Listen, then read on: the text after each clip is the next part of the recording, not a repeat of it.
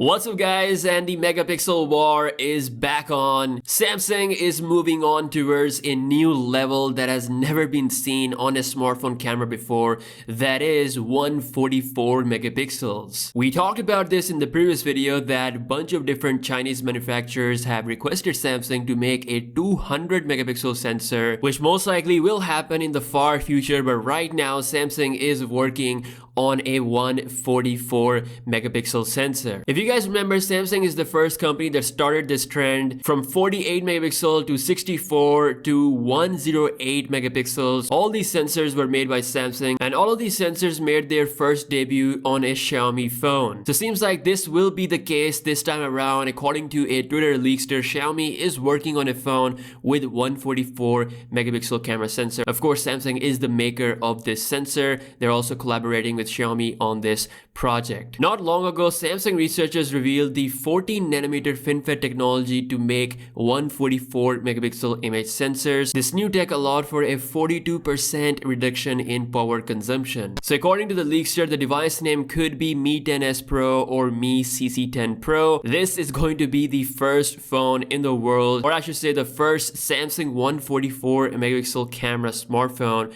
of course from Xiaomi. Now if we look at the previous pattern, all of these sensors that first made into Xiaomi phones, eventually they did come to Samsung devices on mid-range phones all the way up to flagship phones. So we could see a custom version of 144 MP sensor for the Galaxy S21, or maybe by then if Samsung has a 200 megapixel sensor, we might see that. It's absolutely crazy at this point. I hope with all of this megapixel count going up, Samsung also do some improvements to the actual sensor, because in my opinion that's gonna make a lot more difference. So yeah, let me know your thoughts about this in the comment section below. Also in the news, Samsung is going through a lot of criticism because of their decision of using Snapdragon processor in South Korea. Yes, South Korea is the home for Samsung. That is where they make their own Samsung Exynos processor, and they don't even use that in their own market, which is a testament of how good the Snapdragon 865 processor is compared to the Exynos 990. As reported by Samuel.com, Samsung's Exynos division felt humiliated by this decision. As we talked about in the previous video, Samsung is still bringing the same kind of thing with the Galaxy Note 20 family. So there's a U model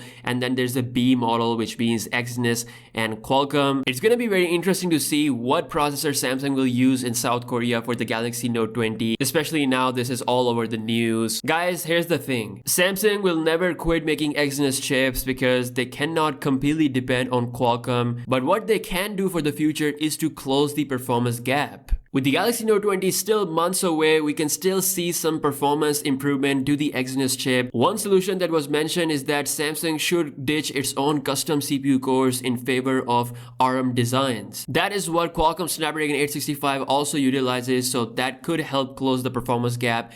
Again, we'll see what Samsung do to fix this problem, because this humiliation will continue forever because Qualcomm will always edge out Samsung. So I really want to see what they're gonna do. Let me know your thoughts in the comment section below. Subscribe to the channel if you're new here for daily tech videos, and I'll see you guys in the next one. Peace out.